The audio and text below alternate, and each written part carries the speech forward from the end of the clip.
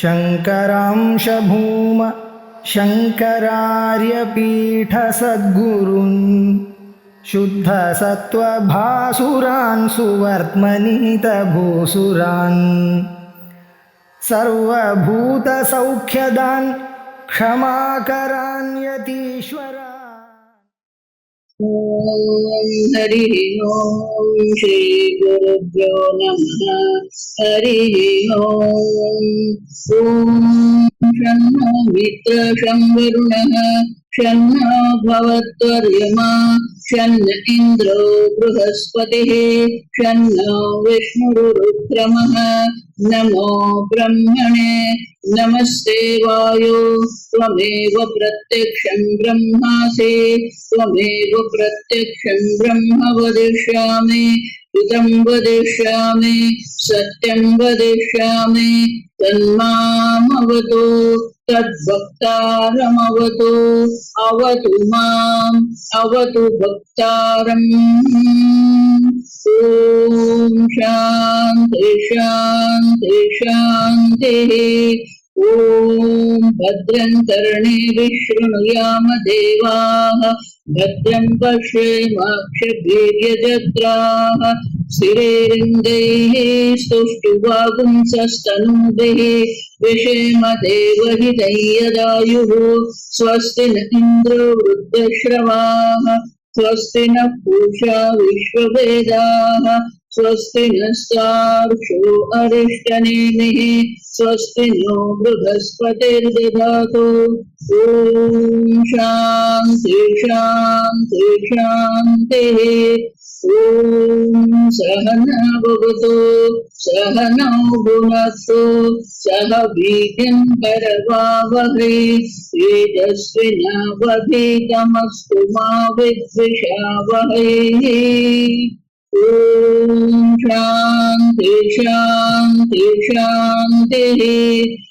सदाशिवसमारम्भाम् शङ्कराचार्यमध्यमाम् अस्मदाचार्यपर्यन्ताम् वन्दे गुरुपरम्पराम्। श्रुतिस्मृतिपुराणानाम् आलयं करुणालयं नमामि भगवत्पादम् शङ्करं लोकशङ्करं शङ्करं शङ्कराचार्यं केशवं बादरायणं सूत्रभाष्यकृतौ वन्दे भगवन्तौ पुनः पुनः। ईश्वरो गुरुरात्मेति मूर्तिभेदविभागिने व्योमवद्व्याप्तदेहाय दक्षिणामूर्तये नमः। निधये सर्वविद्यानां विशदे भवरोगिणां गुरवे सर्वलोकानां दक्षिणामूर्तये नमः। ॐ नमः प्रणवासाय शुद्धज्ञानैकमूर्तये निर्मलाय प्रशान्ताय दक्षिणामूर्तये नमः। प्रज्ञानां सुप्रधानैः स्थिरचरनिकर व्याप्य लोकान् स्थिरचरनिकर व्याप्य लोकान् भुक्त्वा भोगान् सविष्टान् पुनरपि दिशोर्भासितान् कामजन्यान् पुनरपि दिशोर्भासितान् कामजन्यान् पीत्वा सर्वान् विशेषान् स्वपिति मधुरभुं मायया भोजयन्नः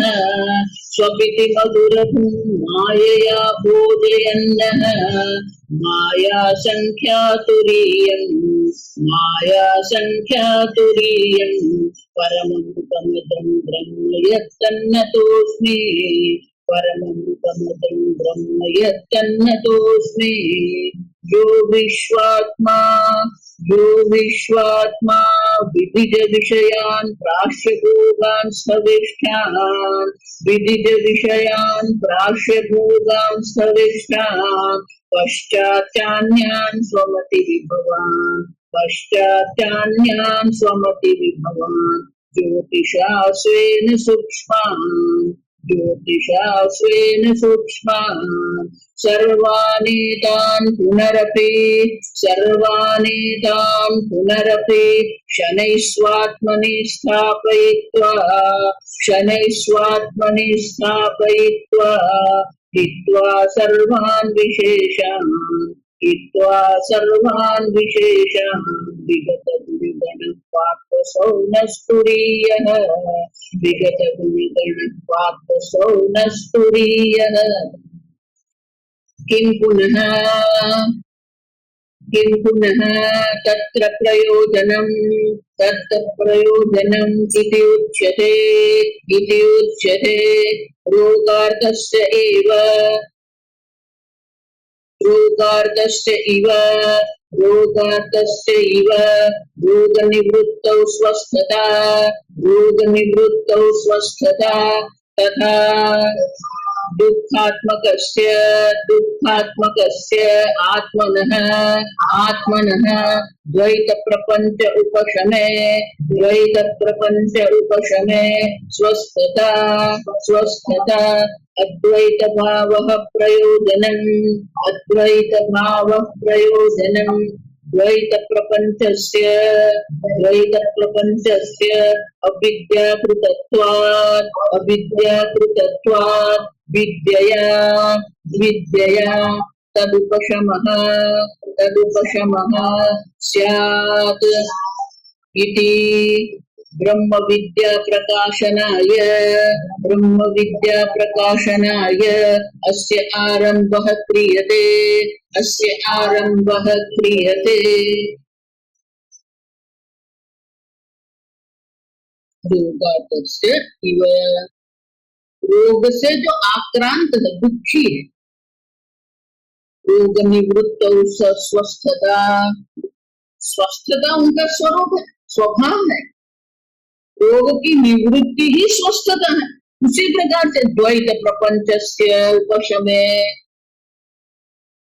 जो द्वैत प्रपंच को हम सत्य मान के चल रहे हैं वो द्वैत प्रपंच जब शांत हो जाता है आत्मनः स्वस्थता अपनी स्वस्थता मानी अपने स्वरूप में उनकी स्थिति हो जाती है क्यों अद्वैत भावः प्रयोजनम् ये शास्त्र का प्रयोजन है क्या अद्वैत जो है वो एक अद्वितीय तत्व है सदैव सौम्येदमग्र आसीत् एकम एव अद्वितीयम् प्रयोजन तो अद्वैत ही है द्वैत किसी को पसंद नहीं है आप समझ अद्वैत ही हमारे जीवन का प्रयोजन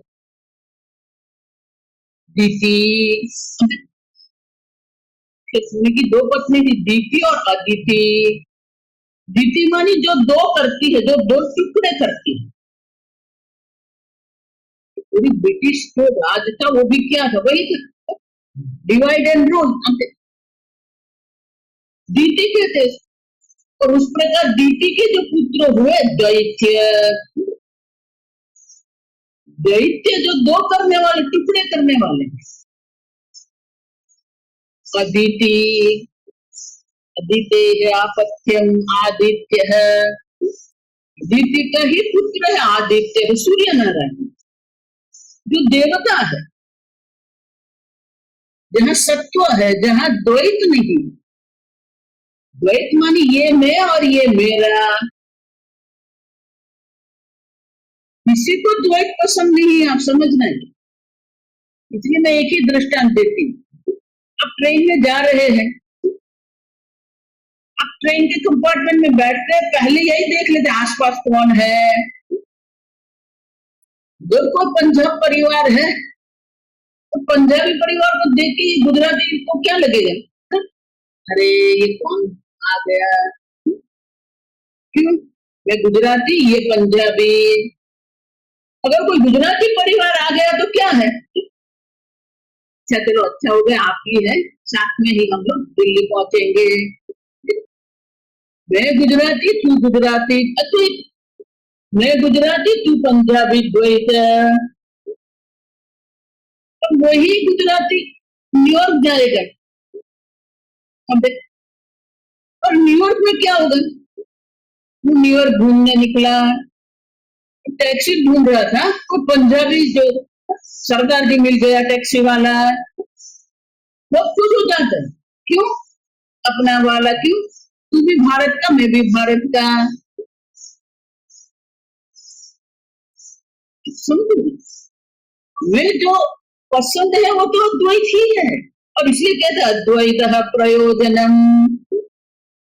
ब्रह्म विद्या मानी क्या है? अद्वैत है। ईशावाद से इदगम सर, यहाँ जो कुछ है सब ईश्वर मात्र है, ईश्वर से अन्य कुछ है ही नहीं। सर्वोपनिषद यही बात करते। कठोपनिषद में भी यमराजा क्या कहते हैं? मृत्यु से मृत्यु आपनोति यह नाना एव पश्यति। जो अनेकता का दर्शन करता है उसे मृत्यु की प्राप्ति होती है। देखो हमें मृत्यु की प्राप्ति क्यों हो रही है? क्योंकि हमारी अनेकता की दर्शन है, हमारी दृष्टि ही अनेकता। और इसी कहते हैं कि ये प्रयोजन तो हमारा जो है वो प्रयोजन तो अद्वैत ही है। आप समझ, अद्वैत से और कुछ हमें चाहिए ही नहीं। और इसलिए आगे कहते द्वैत प्रपंचस्य। बोले ये अद्वैत अद्वैत क्यों करते रहते हो? अब ईश्वर की बात करो, परमात्मा की बात करो, भक्ति की बात करो, अद्वैत की बात क्यों करते हो? तो शंकराचार्य जी कहते हैं मैं अद्वैत की बात नहीं कर रहा। आप जिसको द्वैत कहते हैं, आप जो ये द्वैत प्रपंच जो कहते हैं, उनका कारण क्या है? अविद्या। अविद्या कृतत्वात्। द्वैत किस कारण से है? अविद्या से है। अब समझो, वेदांत माने कि आपको पहले ये स्वीकार करना पड़ेगा अविद्या आपकी समस्या है, ये जगत समस्या नहीं है, द्वैत समस्या नहीं है। आप समझो, अविद्या कृतत्वात्। तो अविद्या के कारण ही, अपने स्वरूप को न जानने के कारण ही ये सब गड़बड़ है। अपना स्वरूप अगर जान लिया तो कोई गड़बड़ नहीं है, लेकिन अपने स्वरूप का ही हमें अज्ञान है। आप समझो, द्वैत तो यहां ही है, आप समझना ये ठीक से, बाहर कोई द्वैत नहीं है। द्वैत हमारे अंदर पड़ा हुआ, हमारी सोच में है, हमारे विचार में द्वैत है। और ये द्वैत क्यों है? अविद्या कृतत्वात्। अविद्या के कारण है। आप समझो, आपका स्वरूप अगर आप जान लेते हैं, देखो एक चैतन्य को भी आप जान लेंगे, महाराज बहुत सुंदर कहते हैं। तो चैतन्य दो है क्या? एक चैतन्य यहाँ, एक चैतन्य का। देखो ये अन्य जो वैदिक संप्रदाय जो है, नैयायिक है, वैशेषिक है, सांख्य है, पातंजलि योग सूत्र है, तो वो सांख्य तो क्या कहते हैं? आत्मा अनेक है। आप देखो, तो क्या चैतन्य अनेक हो गए? अब समझो, चैतन्य में अनेकता संभव है क्या? एक चैतन्य यहाँ है, एक चैतन्य वहां है। अब नहीं, अब चैतन्य एक ही है, वो आप है। आप देखो, आपसे अन्य कोई चैतन्य है ही नहीं। स्वामी जी से बहुत सुंदर कि पहले ये समझ लो आप एक अद्वितीय चैतन्य है, आपसे अन्य कोई चैतन्य नहीं है। अब जो द्वैत हम देख रहे हैं वो द्वैत कहां पर है? अविद्या कृतत्वात्। अविद्या के कारण द्वैत है। आप समझो, चैतन्य तो एक ही है।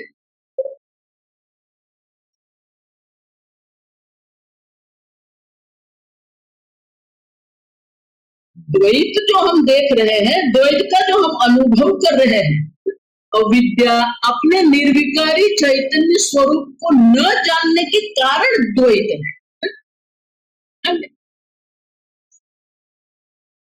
अपना स्वरूप तो क्या है? चैतन्य है। आपसे अन्य कोई चैतन्य है क्या? शंकराचार्य जी इसलिए कहते हैं आत्मनस्त, आत्मा जिसको हम कहते हैं, मैं जिसको आप कहते हैं, वो क्या है? प्रसिद्ध है, आप जानते हो मैं हूं। आप आगे हम देख के गए, तो मैं हूं जो सच्चित है वो तो आप जानते ही हैं। पर आप चैतन्य स्वरूप है, इसके लिए क्या आपको कोई अन्य सिद्ध करना पड़ेगा क्या? नहीं आत्मा नाम कश्चिद अप्रसिद्धम वस्तु अस्ति। अप्रसिद्ध नहीं है, आप है। हम मैं हूं उसको सिद्ध करना पड़ेगा नहीं। एक भाई को बुखार आ गया और इतना बढ़ गया कि थोड़ी बेहोशी हो गई। आप अब उन्होंने वो दवाई, बुखार की वो दवाई पैरासीटामोल लेके रखा। अब उसको बुखार बहुत बढ़ गया, वो बुखार थोड़ा मस्तिष्क पर चला गया तो थोड़ा बेहोश हो गए। और उसी वक्त ये मेडिसिन लेते हैं तो उससे पसीना होता है, पसीना हुआ तो शरीर थोड़ा ठंडा हो जाता है। तो वो थोड़ी बेहोशी में ऐसे ही सो रहे थे और शरीर थोड़ा ठंडा हो गया। प्रातः काल से ही उनको बुखार था, तो पत्नी देखने गई तो पत्नी ने देखा सो रहे हैं, फिर सोचा देखती हूँ बुखार है कि नहीं। तो हाथ पकड़ा तो हाथ बिल्कुल कैसा था? ठंडा था। और थोड़ा बुलाने का प्रयत्न किया, वो बोले नहीं, तो उसको क्या लग गया? शरीर ठंडा पड़ गया, वो डर गई। दौड़ के वो डॉक्टर को बुलाने गई, डॉक्टर भी दौड़ के आए। उसको तो ऐसे ही लगा कि ये शरीर ठंडा हो गया। वो गए, वो रोने लगे। डॉक्टर भी आया तो वो भी थोड़ा घबराया हुआ था, तो उसने भी प्रयत्न किया, उसने भी देखा हाथ बिल्कुल ठंडा है। कई बार ऐसा होता है, थोड़ी और जब बेहोशी अवस्था जब होती है तो किसी गर्म वस्तु का जब स्पर्श होता है तो थोड़ी हमारे अंदर के अचेतनता आती है। तो उसको भी यही हुआ, जैसे ही वो डॉक्टर का गर्म हाथ उसको नाड़ी पकड़ने को ले आया तो उनको थोड़ी बेहोशी से क्या हो गया, होश आ गया थोड़ा, आंख नहीं खोली थी और वो पत्नी रो रही थी, वो सुन रहा था। अब डॉक्टर ने भी देखा तो उसको नाड़ी का धड़कन सुनाई नहीं दी, पकड़ में नहीं आया। तो उसने क्या कह दिया, बहन जी ये तो गए। अब उसने सुना बहन जी ये गए,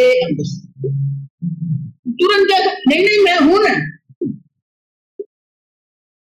पत्नी किसको कहती? जैसे ही वो उसने कहा मैं हूं, तो पत्नी ने कहा आपको ज्यादा पसंद, आपको ज्यादा समझ में आता है, डॉक्टर को ज्यादा समझ में आता है। मैं हूं, अब देखो ये वाक्य, अब सुन, मैं हूं वो क्या है, उसको सिद्ध करना पड़ेगा क्या? नहीं, अब सब उसके लिए क्या डॉक्टर की जरूरत पड़ेगी? अब आपका जो अस्तित्व है, आपकी जो चेतनता है, उनके लिए कोई किसी की आवश्यकता नहीं है। आप कौन है, आपका नाम क्या है? आजकल ये आधार कार्ड पान कार्ड तो पागल कर देने की बात ही आप समझो। हम लिखते क्या है फॉर्म में, और आधार कार्ड पर, वोटिंग कार्ड पर लिख के क्या आता है, तो वो सिद्ध करना पड़ेगा। देखो आजकल मेरे साथ यही चल रहा है, वो आधार कार्ड पान कार्ड को जोड़ दो, अब जोड़ना है लेकिन नाम अलग है, तो क्या हो गया?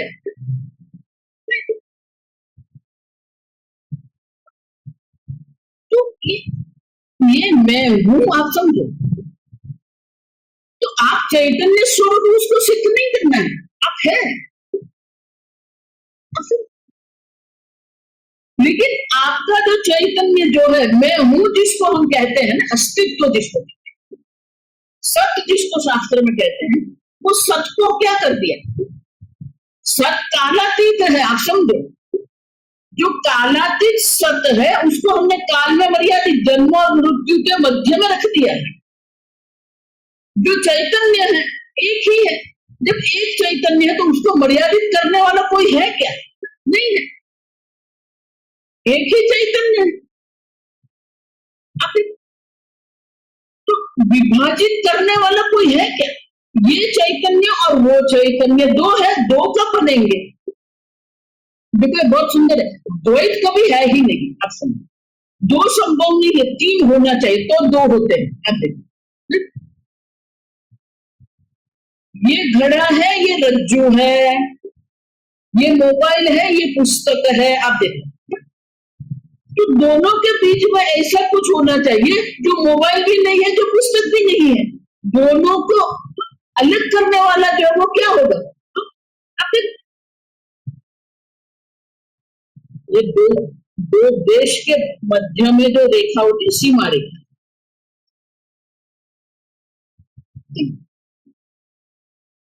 उसको नो जोन कहते हैं। माने कि ये भारत भी नहीं है, ये पाकिस्तान भी नहीं है।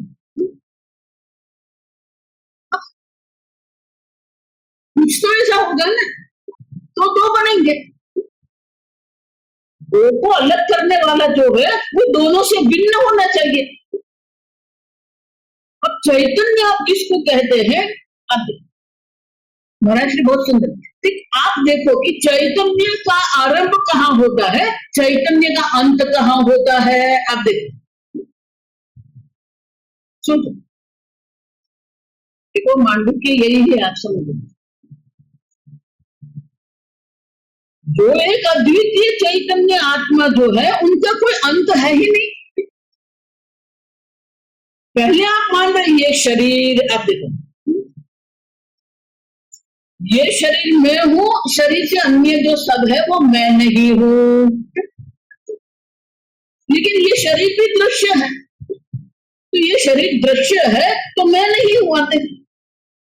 तो क्या इंद्रिय है? देखो, इंद्रियाणि पराण्यहुः इंद्रियेभ्यः परं मनः। तो बोले इंद्रिय चैतन्य है क्या? नहीं, इंद्रिय भी दृश्य है। मन दृष्टा है, मन चैतन्य है क्या? मनसस्तु परा बुद्धि, बुद्धि परतस्तु सः। बुद्धि के भी साक्षी चैतन्य आप है। तो कहाँ चैतन्य है? एक अद्वितीय चैतन्य आप है, आपसे अन्य कुछ है ही नहीं। और इसलिए कहते हैं द्वैत प्रपंच से अविद्याकृतत्वात्। जो सत कालातीत है, जो चित देशातीत सर्वत्र है, सर्वव्यापी है, उनका ज्ञान नहीं है। अविद्याकृतत्वात् आप समझो, अपने को कालातीत हम नहीं जानते हैं, अपने को अनंत हम नहीं जानते हैं। सत में कोई काल नहीं है, चित्त में कोई देश नहीं है। आप समझो, देश की परिचिन्नता से ही चेतनता है, अल्पता है। काल की परिचिन्नता से ही जन्म मृत्यु है। वस्तु की मर्यादा से ही, परिचिन्नता से ही मैं और मेरा है। तो अपने अनंत चैतन्य स्वरूप, निर्विकारी चैतन्य स्वरूप को नहीं जानते हैं। अविद्याकृतत्वात् द्वैत प्रपंच। अविद्या है तद उपशमः स्यादिति विद्यया। अगर अविद्या समस्या है तो उनका उपाय भी क्या रहेगा? विद्या। अज्ञानेन आवृतम ज्ञानम तेन मुह्यन्ति जन्तवः। अब अज्ञान हमारी समस्या है तो भगवान अगले श्लोक में क्या कहते हैं? ज्ञानेन तु तदज्ञानम नाशितम् आत्मनः। ज्ञान ही हमारी तो समस्या का समाधान है। और ज्ञान भी क्या है? अब समझो, अविद्या समस्या है तो विद्या उनका समाधान है, लेकिन वो विद्या है क्या? ब्रह्म विद्या प्रकाशनाय अस्य आरंभः क्रियते। और इसलिए ये मांडुक्य उपनिषद का जो आरंभ हम कर रहे हैं, किसके लिए कर रहे हैं? ब्रह्म विद्या प्रकाशनाय, ब्रह्म विद्या को ही प्रकट करने के लिए। अब समझो, ब्रह्म विद्या कोई अलग बात नहीं, वो आप ही है। अब समझो, आपके ही स्वरूप को प्रकट करने के लिए ये आरंभ किया जाता है, क्रियते। आप मैंने कहा ना कि ये कर्मणि प्रयोग, पैसिव प्रयोग ही रहेंगे संस्कृत में।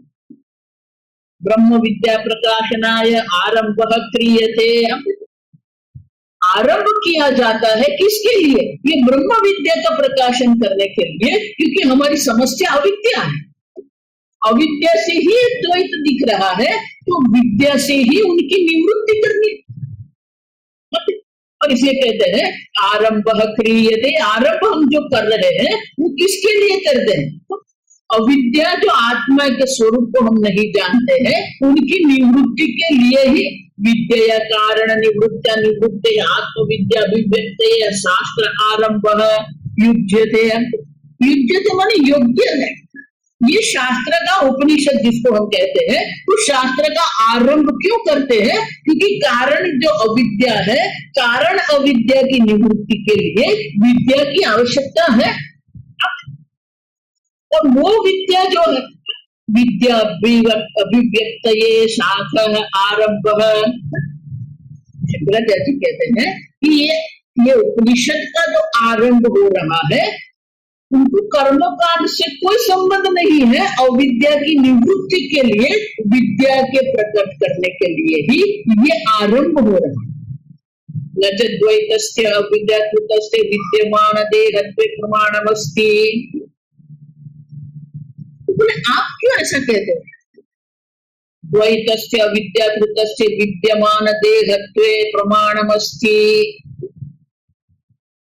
प्रश्न उठा कि ये अविद्या समस्या है। आप कहते हैं द्वैत दर्शन जो हम कर रहे हैं वो अविद्या के कारण है, ऐसा आप जो कह रहे हैं, उनके लिए प्रमाण क्या है? देखो, ये शंकराचार्य जी की विशेषता।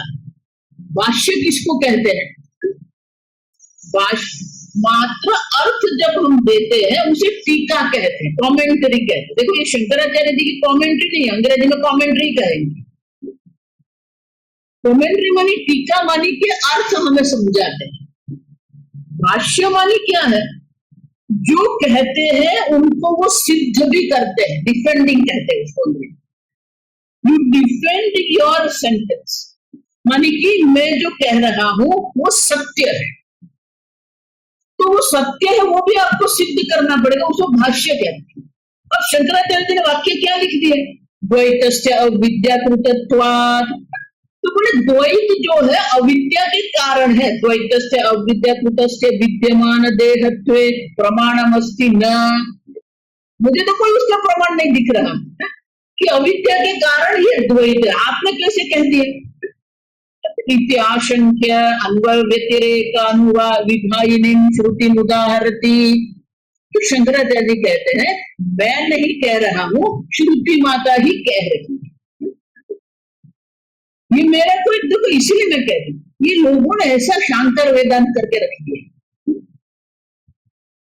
कोई शांकर वेदांत नहीं है, एकदम समझो शास्त्र ही है।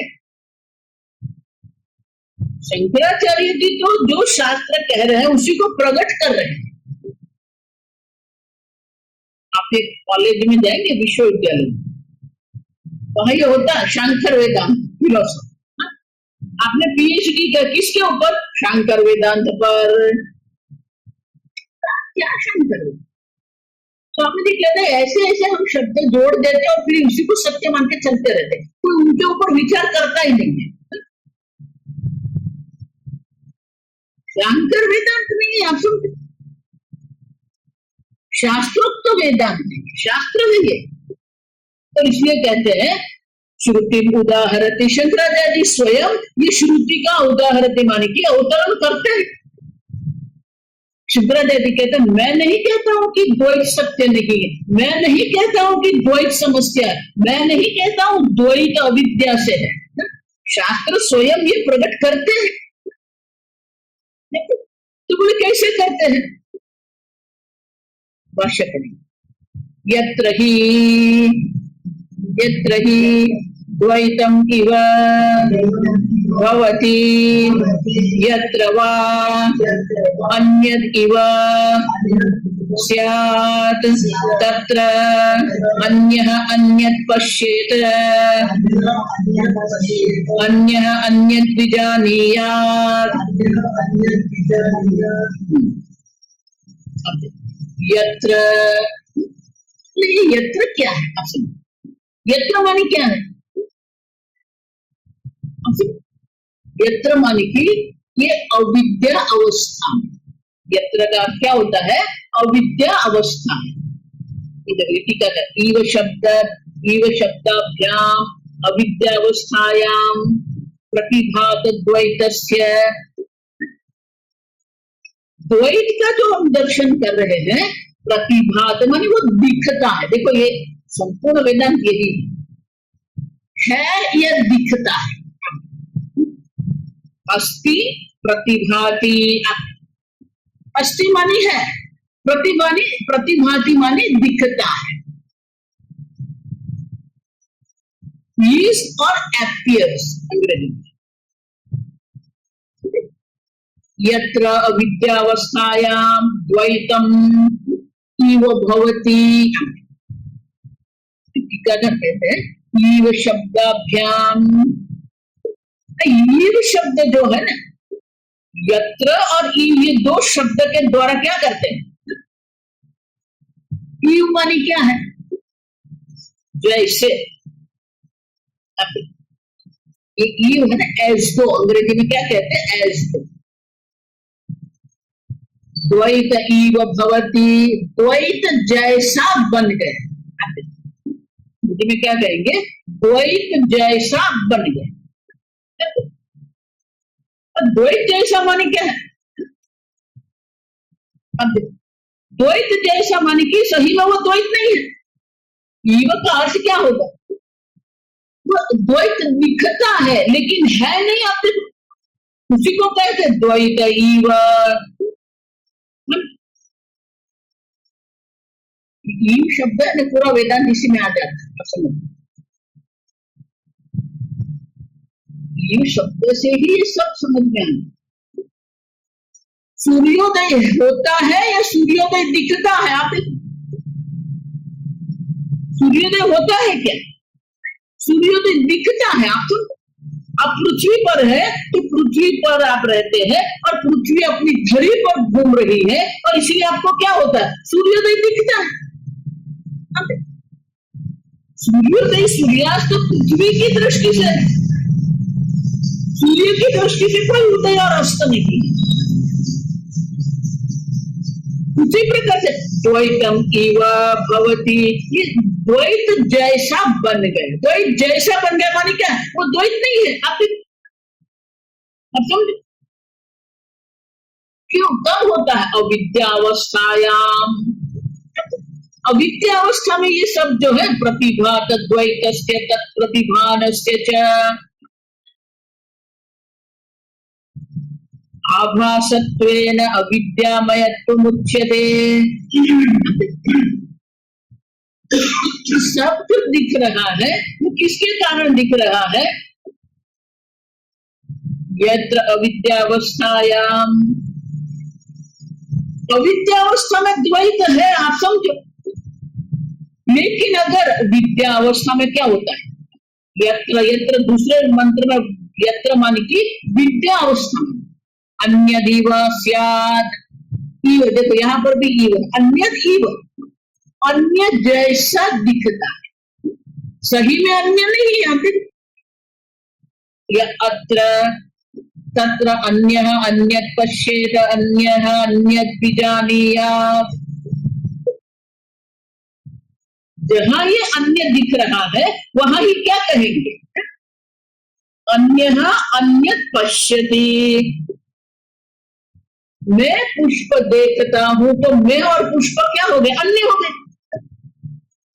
अन्य अन्य बीजानीयात, मैं रसायन शास्त्र जानता हूं तो मैं और रसायन शास्त्र क्या हो गए, अन्य हो गए। तो ये सब जो हम कहते हैं ना, मैं श्रवण करता हूं, मैं देखता हूं, मैं जानता हूं, तो ये सब जो वाक्य है वो किसके कारण, अन्यद इव स्यात्। अविद्या अवस्था में जब अन्य होता है तब ये हमारा अनुभव होता है। दृष्टा दृश्य से भिन्न है, तो द्वैत जो है वो किसके कारण है, अविद्या अवस्था में है। आप समझे, अन्य की अनुभूति जो हमें हो रही है, अन्य का अनुभव जो हमें हो रहा है, देखो इसीलिए आप समझ, वेदांत की दृष्टि से अनुभव का कोई महत्व ही नहीं है।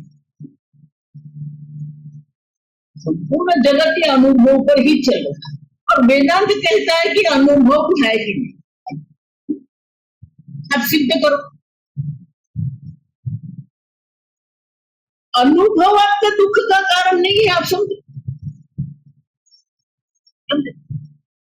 देखो इसलिए अनुभव और ज्ञान दो अलग बात है।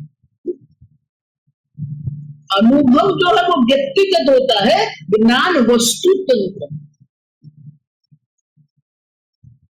दृष्टा किसको कहेंगे, दृश्य किसको कहेंगे, मैं दृष्टा हूं, ये दृश्य है। अन्य अन्य पश्यति, अन्य है अन्य पश्यति, तो वो अन्य क्या है, आप ये अन्य क्यों है, आपने अपने आप को दृष्टा बना दिया है और इसलिए वो दृश्य है।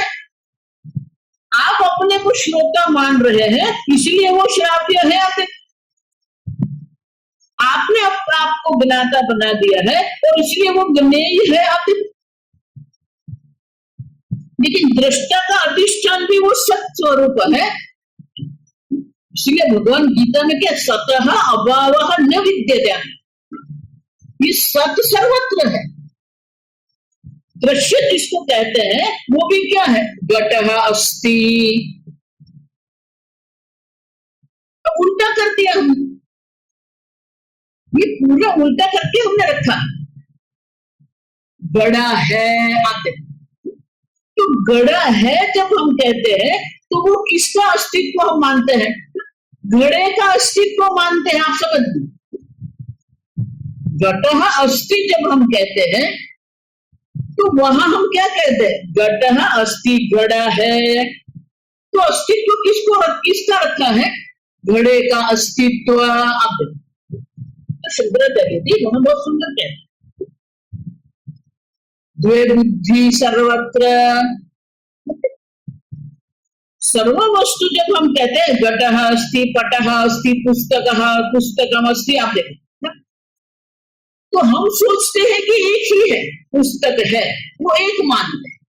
शंकराचार्य जी कहते हैं द्वे बुद्धि, दो है, एक घट बुद्धि है, दूसरी अस्थि बुद्धि है।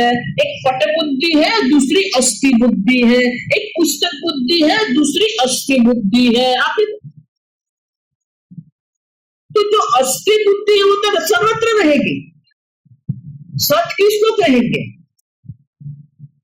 यद विषय बुद्धि ही न व्यभिचरति तत्सत्, यद विषय बुद्धि व्यभिचरति। ये घट है, ये पट है। आप देखो तो पहले घटाकार वृत्ति हुई, अब क्या हो गया, पटाकार वृत्ति हुई, बदल। तो जो वृत्ति बदल रही है वो सत है, लेकिन जो बदलते नहीं है सर्वत्र वो अस्थि। तो अस्थि सामान्य है, वो नहीं बदलती। तो घट जब हम कहते हैं अन्य अन्य पश्यति, अब देखो पश्यति जो है ना वो द्वैत है। मैं घड़ा देखता हूं तो वो क्या हो गया, द्वैत है। क्यों, क्योंकि मैं दृष्टा हूं, ये दृश्य। लेकिन दृश्य का जो अस्तित्व है और दृष्टा का जो अस्तित्व है वो दो है। दृष्टा को जो सत्ता प्रदान कर रहा है और दृश्य को जो सत्ता प्रदान करने वाला जो वस्तु है, तत्व है, वो दोनों दो है क्या? नहीं। और इसे क्या कहते हैं? यत्र अन्यद इव, अन्य जैसा दिखता है, दृष्टा से दृश्य अन्य दिख रहा है। अन्य अन्यद विजानीयात, मैं ये पुष्प जानता हूं तो मैं जानने वाला अन्य है और वो जानने का विषय जो है वो अन्य है। आपने आपने अपने आप को दृष्टा बना लिया और इसलिए जगत दृश्य बन गए। क्योंकि दृष्टा और दृश्य जो है वो भी वही है। ये देह भी दृश्य है, आप समझो। ये दृश्य विवेक में शंकराचार्य क्या कहते हैं?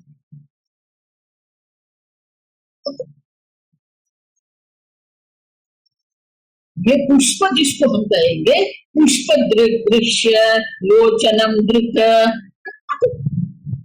पुष्प आप देख रहे हैं तो पुष्प दृश्य और आप कौन है? लोचन जो आंख है वो क्या है? दृष्टा।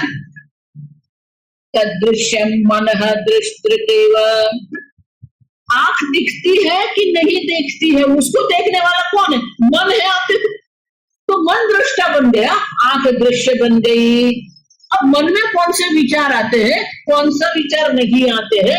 मन दृश्यमेव, मन भी दृश्य है। आप जो चैतन्य स्वरूप आत्मा वो दृष्टा है। आप देखो ध्रुवेव न तो दृश्यते, ये चैतन्य क्या है? ध्रुवेव, सर्वत्र एक समान रूप से सर्वों को प्रकाशित चैतन्य कर रहा है। वो ध्रुवेव न तो दृश्यते, वो दृश्य कोटि में है, वो कभी दृश्य थे, वो उनका कोई दर्शन कर नहीं सकता। क्यों? स्वतः सिद्ध स्व प्रकाश। आगे मैंने कहा आप चैतन्य स्व को सिद्ध करने की आवश्यकता नहीं, स्वतः सिद्ध है।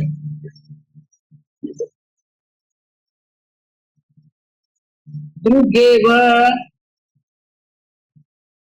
तो अन्य है क्या? नहीं है। आप और इसे कहते हैं इस प्रकार से ईव ईव शब्द के द्वारा ही हमें समझ में आता है। शास्त्र भी, शंकराचार्य कहते हैं, शास्त्र भी कहते हैं कि द्वैत जैसा दिखता है, माने कि द्वैत है नहीं।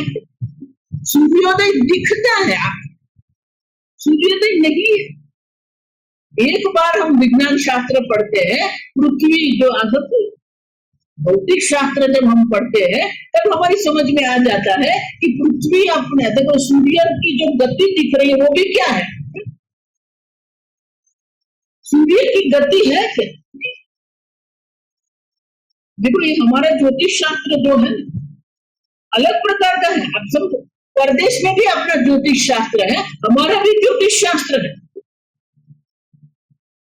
हमारा ज्योतिष शास्त्र बहुत अलग है, वो सब जानते हैं। सूर्य की गति नहीं है। आप समझो, हमने सूर्य की गति जो है वो सूर्य पर गति का अध्यारोप करके रखा है। देखो हमारे शब्द है भूगोल। आते ज्योग्राफी को क्या कहते हैं? भूगोल। अरे हम जानते ही थे कि भूमि क्या है? गोल है। गैलीलियो ने कहा, और जब गैलीलियो ने कहा कि भूमि गोल है तो उसको क्या कर दिया? जेल में बंद। क्यों? क्योंकि हमारा शास्त्र कहता है पृथ्वी क्या है? सपाट है। अंदर क्या करते? अभी एक है बहुत सुंदर, वो 800 वर्ष पुराना जो मंदिर है, वो मंदिर में वराह भगवान का चित्रण है, मूर्ति है। वराह भगवान की मूर्ति है। वराह भगवान ने क्या किया? पृथ्वी को जल से ऊपर ले गए। तो वो वराह भगवान के मुख पर जो पृथ्वी वो क्या है? गोल है। माने 800 वर्ष पहले भी हम जानते थे कि पृथ्वी क्या है? गोल है। उसके लिए गैलीलियो चाहिए हमें क्या? ये मैकोली ने, ये ब्रिटिश लोगों ने हमें ऐसे बना दिया कि आप सब तो क्या थे? मूर्ख थे, अज्ञानी थे। हम लोग ज्ञानी है। हम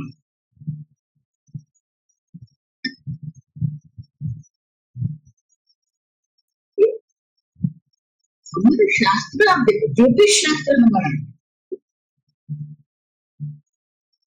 ये मार्गी, आप देखो अब शनि मार्गी हो जाएगा, तो मार्गी माने क्या, देखो ये सब जानते थे वो।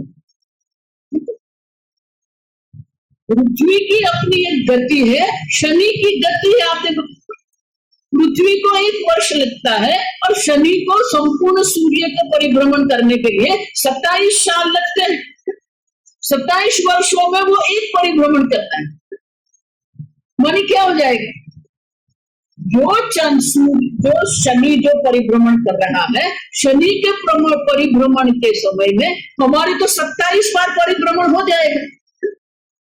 अब तो क्या होगा, जब सूर्य के सामने पृथ्वी और शनि दोनों सामने आ जाएंगे, तो क्या हो जाएगा, हमारी पृथ्वी की गति अधिक है तो शनि हमको क्या लगेगा, पीछे जा रहा है, ऐसा लगेगा। उसको क्या कहते हैं, मार्गी और वक्री कहते। तो हम जानते थे वक्री माने क्या है,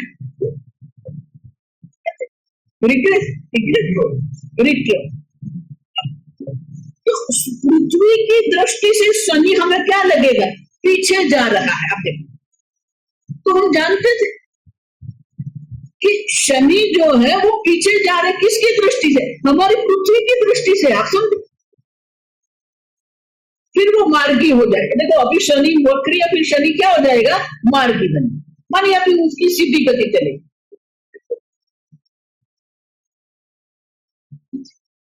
तो शनि की वक्री और शनि की मार्गी भी हम जानते थे कि सापेक्ष है।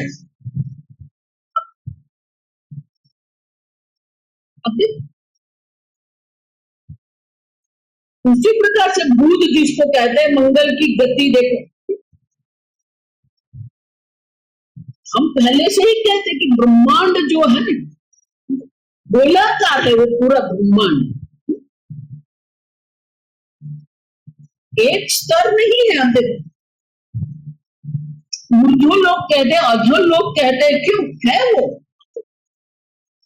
3 डिमेंशन, जो त्रिपरिमाण जो हम कह रहे हैं वो सब, लेकिन उसको हम सत्य नहीं कहते। देखो ज्योतिष शास्त्र में उसको सत्य नहीं कहते, आप समझ नहीं, वहां पर भी वेदांत है, सापेक्ष है। सत्य माने निरपेक्ष होता है, मिथ्या जिसको कहेंगे या दिख रहा है जिसको कहते माने कि क्या है, सापेक्ष है। संपूर्ण जगत, वो 1905 में आइंस्टाइन ने कहा यह जगत सापेक्ष है, और हम लोग ने भी मान लिया। हम लोग भी विज्ञान में यही पढ़ेंगे, आइंस्टाइन ने कहा जगत सापेक्ष।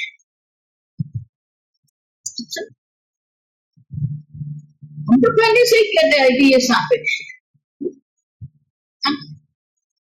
हमारी पृथ्वी की दृष्टि से हम कहते हैं 1 वर्ष, गुरु की दृष्टि से 12 वर्ष होते हैं। तो हम कहते हैं गुरु मानी देवलोक है, पृथ्वी लोक के 12 वर्ष, वो देवलोक के 1 वर्ष है। उनका काल परिमाण अलग है, तो काल को भी हमने सापेक्ष ही दर्शाया है कि पृथ्वी की दृष्टि से वो 1 वर्ष कहते हैं, और पृथ्वी के 12 वर्ष जो है वो देवलोक के क्या है, 1 वर्ष है। अब सब पूरा कालोत्पत्ति करके एक पुस्तक है, 8 प्रकार के काल हमारे शास्त्र में है। आप देखो, काल का जो परिमाण है, चांद्र काल है, सौर्य काल है, दैव काल है, और सबसे अधिक जो माने कि परिमाण में जो सबसे लंबा जो काल है वो ब्रह्म काल है, ब्राह्म काल है। ब्रह्मा जी का जो काल है, हमारे 1 दिन और 1 रात, हमारा 1 दिन ब्रह्मा जी का क्या, देखो ये भगवान ही गीता में 8वें अध्याय में दर्शाते, सहस्र युग पर्यंतम अहह ब्रह्मणः विदुः। हमारे पृथ्वी के 1000 युग, और 1 युग चतुर्युग का बना होता है। समझ, 1000 युग वो ब्रह्मा जी का दिन है। तो हमारा काल क्या हो गया? सापेक्ष। ईगो, ईगो माने सापेक्ष, आप समझो। और एक चतुर्युग क्या है? 4,32,00,000। तो उसमें आपका 100 वर्ष क्या है? आप दस भगवान वो 8वें अध्याय में कहते हैं, आपको अगर लग रहा है मेरी तो आयुष्य बहुत लंबी है, अब ब्रह्मा जी का एक दिन है वो 4,32,00,000 वर्ष है हमारे। तो ब्रह्मा जी जब ब्रह्मलोक से पृथ्वी को देखते होंगे तो क्या होगा? देखो आजकल ये जो प्लेयर्स होते हैं उसमें फास्ट फॉरवर्ड होते हैं। तो फास्ट फॉरवर्ड में भी अलग होते हैं, 2 गुना, 4 गुना, आप देखो 8 गुना। ब्रह्मा जी की दृष्टि से पृथ्वी देखेंगे तो कितना गुना होगा, समझो। आपका जन्म हुआ नहीं, वो शांत होते आप एक क्षण पे नहीं, क्षण भंगुर है हमारा जीवन। हमको लग रहा है 100 साल पहले, आप क्षण भंगुर है हम। तो काल भी सापेक्ष है, आप समझो ये ठीक से। दृष्टा दृश्य जिसको कहते हैं वो अन्य कहते हैं, वो भी सापेक्षिक है। देश भी सापेक्षिक है, काल भी क्या है? सापेक्ष है। ये मानी सापेक्षता, मानी कि एक दृष्टि है, वो सत्य नहीं है, वो निरपेक्ष नहीं है। देखो इसलिए आइंस्टाइन भी कह के गए कि ये जगत सापेक्ष है। माने क्या है? कुछ निरपेक्ष होना चाहिए तो भी सापेक्ष रहेगा ना। सापेक्ष किसको कहेंगे? उसका अधिष्ठान तो निरपेक्ष होना ही चाहिए। तो वो कहते थे कुछ निरपेक्ष और एब्सोल्यूट, अंग्रेजी में रिलेटिव और एब्सोल्यूट। तो कहते थे कुछ एब्सोल्यूट होना चाहिए जिसके कारण ये रिलेटिव है। लेकिन वो एब्सोल्यूट क्या हो मुझे पता नहीं, क्योंकि वो स्वयं है। आप सब अविद्याकृतत्व, आप समझ रहे हो अभी। निरपेक्ष, एक अद्वितीय निरपेक्ष आत्मा को हम नहीं जानते हैं, और इसके जो सापेक्ष उसी को हम सत्य मान के चल रहे हैं। ये सापेक्षता जो है, ये मानी पृथ्वी की गति देखे सूर्य की गति सापेक्ष मानी किसी की अपेक्षा से। फ्रॉम द स्टैंड पॉइंट, सापेक्ष मानी क्या? From the stand point of the earth we can say there is a गति, there is a movement in the sun. सूर्योदय भी क्या सापेक्ष है? तो ये संपूर्ण जगत सापेक्ष ईगो है। आप द्वैत प्रपंच जो है वो दिखता है सापेक्षिक, और मैं और तुम सापेक्ष ऐसा नहीं है। ब्रह्मा जी भी क्या है? ईश्वर तत्व की दृष्टि से देखते हैं, सत्यं ज्ञानम् अनंतं ब्रह्म की दृष्टि से देखते हैं, तो ब्रह्मा जी भी क्या है? सापेक्ष है। आप समझे?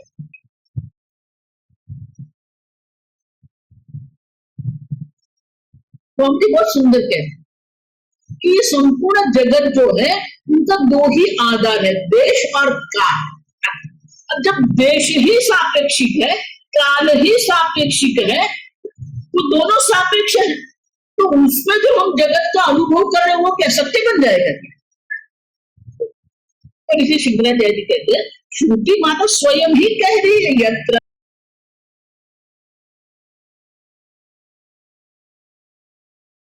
द्वैत दिखता है। आप समझो, सत्य में द्वैत नहीं है। शंकराचार्य जी कहते हैं, मैं नहीं कह रहा हूं, शास्त्र कह रहे हैं कि द्वैत सत्य नहीं है। जो सत्य है वो एक अद्वितीय तत्व है। देखो ये संपूर्ण मांडुक्य उपनिषद है, बिल्कुल तर्क से चलेगा। उसमें आपकी भावना, आपको क्या लगता है, क्या कहेंगे, आपको क्या लगता है, आपकी क्या इच्छा है, उनको कोई स्थान ही नहीं। क्यों है ही नहीं, और उसको आप प्रेम करते हो और फिर दुखी होते हो। इसे मानवीय तरीके से ना थोड़ा क्रूर लगता है। क्यों? वो हमारी भावना का कोई महत्व नहीं है, तर्क है, और इसे थोड़ा कठिन लगता है।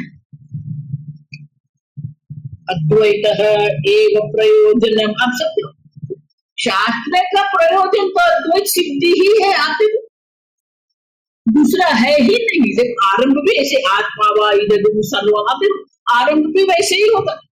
यहाँ जो कुछ है वो आत्मा मात्र है, मानी दूसरा कुछ है, आत्मा से अन्य कुछ है ही नहीं। आप सब आत्मा मानी आप नहीं स्वामी, मैं अकेला पड़ जाऊंगा, मुझे कोई चाहिए,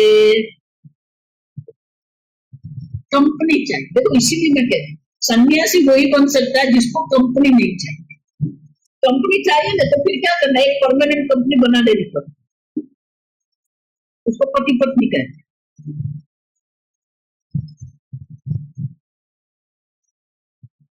क्यों? हम द्वैत में ही रहते हैं और द्वैत को ही सत्य मान के सब कर रहे हैं। और इसीलिए कल हम देखेंगे यत्र, ये तीसरा जो अवतरण है ये बृहदारण्यक का अवतरण है। तीसरे में भी क्या, यत्र तु अस्य सर्वम आत्मा एव अभूत, जिसके लिए सब आत्मा मात्र है। आप यत्र मानी क्या, वो जो पहले दो मंत्र में यत्र है मानी अविद्यावस्था में, और यहाँ पर जो यत्र वो क्या, विद्यावस्थायाम, विद्यावस्था में सर्वम आत्मा एव भवति, सर्व आत्मा मात्र है।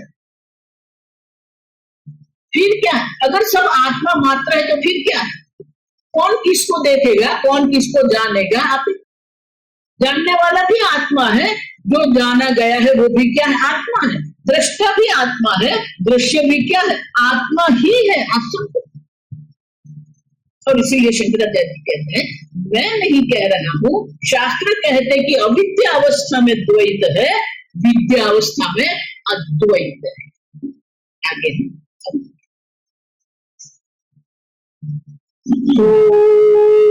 असतो मा सद्गमय तमसो मा ज्योतिर्गमय मृत्युर्मा अमृतंगमय। ओम पूर्णमद पूर्णमिदं पूर्णात् पूर्णमुदच्यते पूर्णस्य पूर्णमादाय पूर्णमेवावशिष्यते। ओम शांति शांति शांति। हरि ओम श्री गुरुभ्यो नमः। हरि ओम।